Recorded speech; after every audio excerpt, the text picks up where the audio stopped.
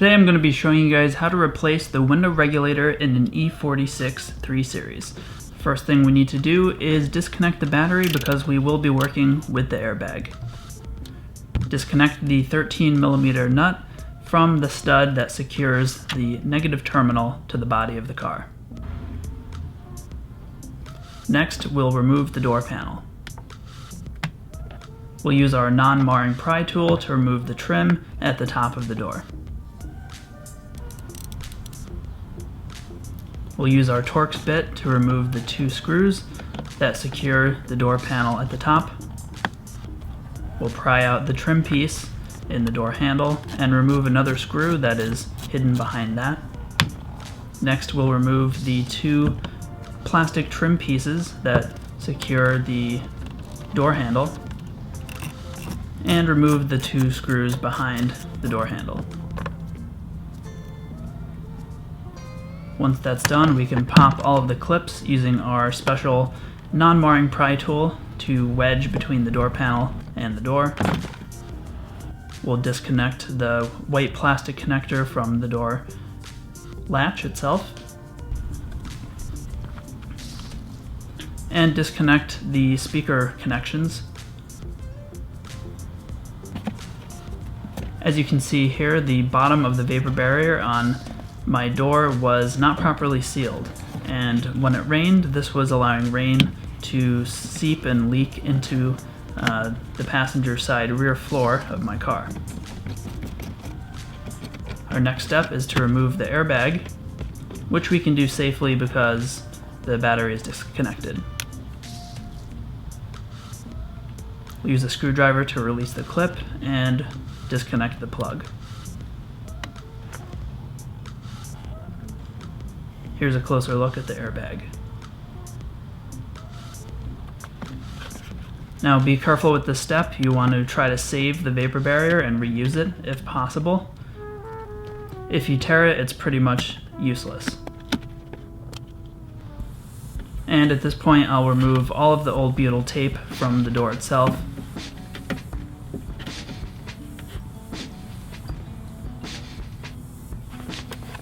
And I'll use the factory OEM butyl tape from the dealership to replace all of it. I recommend doing this. The old stuff sort of just isn't sticky enough to properly do the job of holding the vapor barrier and sealing it to the door. So I definitely recommend changing it, although certainly lots of people just reuse it. For me, I really hate doing these jobs, so I like to do it right the first time. That way I don't have to be taking the door panel and the vapor barriers on and off multiple times.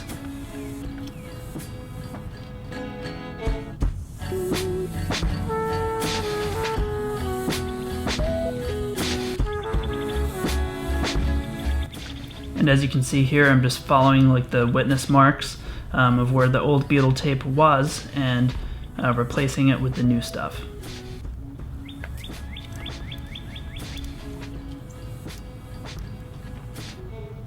Of course, you can do this step at the end of the job, right before you seal everything back up, but I wanted to just get it out of the way, and I did it now. So now we'll reconnect the battery. Just as a warning, this will trigger the airbag light, but it is necessary so that we can try to lower the window.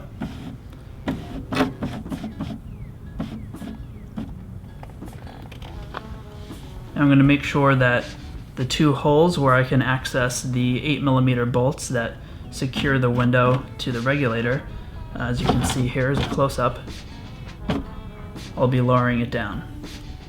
And again, you're going to need an airbag tool or like a C310 to clear that light later on. Now I'll release the 8mm bolts that secure the regulator to the glass itself. And now I'm just going to loosen up all of the, I believe they're 10mm nuts that secure the regulator to the door.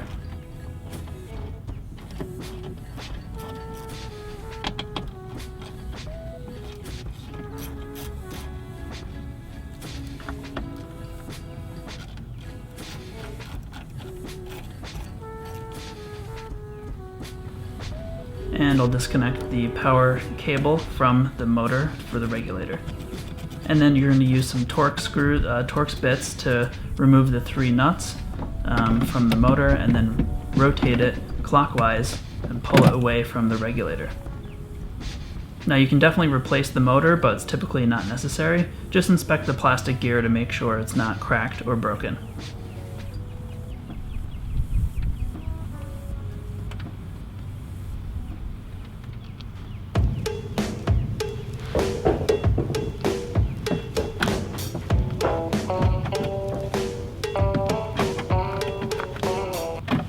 I'll lift the glass up and out of the regulator itself. Now typically the glass will sort of stay up in the door itself, but I like to use one of these suction cup tools just to ensure that the window doesn't fall down while I'm working on the door.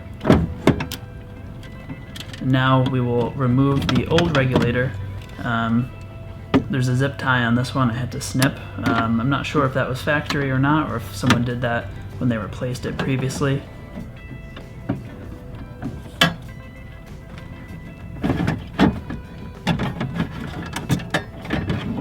Now just a word of advice, if your regulator has been replaced before, just be careful at this point, because the aftermarket regulators, the metal part tends to be like razor sharp, so you can slice yourself pretty badly because they're stamped out of like a cheaper metal.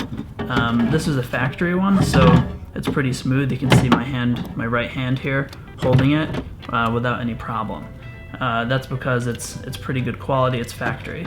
Now this aftermarket one that I bought on eBay, which I'll link in the description, this one was very cheap. I've had really good luck with these.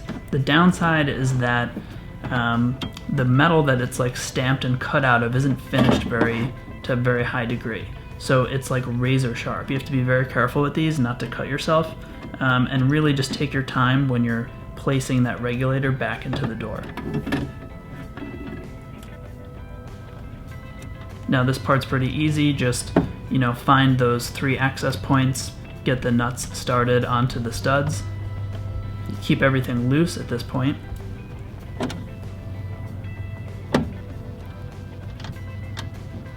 Now we'll go with the other side, and we'll slide the stud up into the door, into position, and then lightly screw on the nuts to secure it in place. There's also a plastic clip on the cable that pushes through the backside.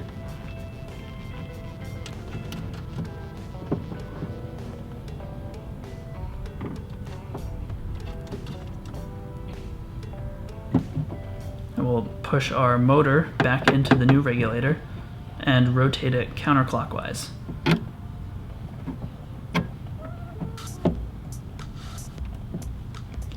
Sometimes you'll have to hold it in place, the tension, with one hand, while you use your other hand to get some of the bolts started.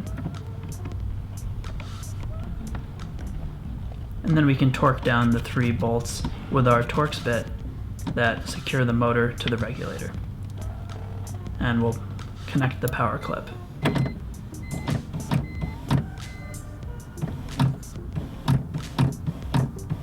Now we can again lower those. We can lower the regulator track down so that we can access the bolts from the 2 access windows in the door frame itself. I'll remove the suction cup and carefully slide the glass down into place.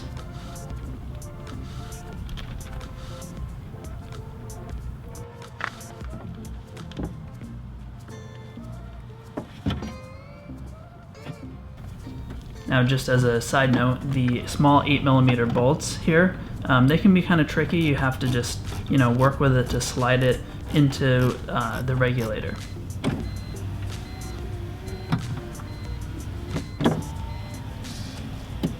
Then I always like to just test it a few times to make sure everything is working and nothing is getting bound up. Now we can torque down all of the bolts, or the nuts rather, that secure the regulator to the door frame. And finally, we will replace the vapor barrier. And right now I'm removing the paper backing from the new butyl tape so that it can be adhered to the vapor barrier. Now again, it's not necessary to buy a new one. I definitely recommend trying to reuse the old one, but in my case I had a water leak and I wanted to be 100% sure that this issue was resolved and that it would have a good bond to the new butyl material.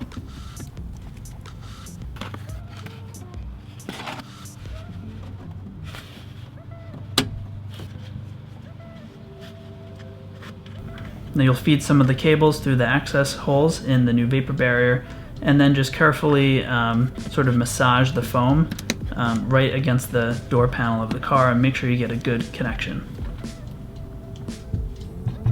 Now once again, we're going to disconnect that negative battery cable from the trunk.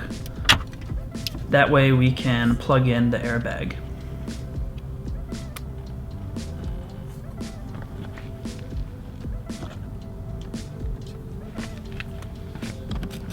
And we'll screw in the bolts that secure that airbag to the door.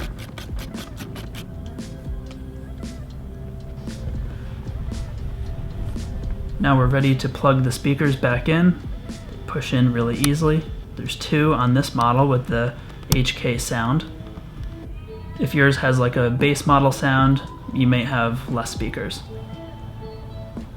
And then the plastic clip for the door lever just slides into place.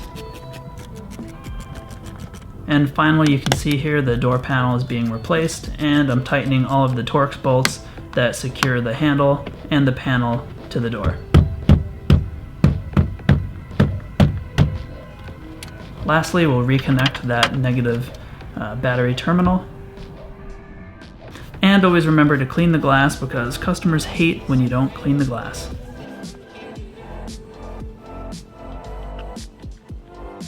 As always, I hope this video helped you guys out. Thank you so much for watching.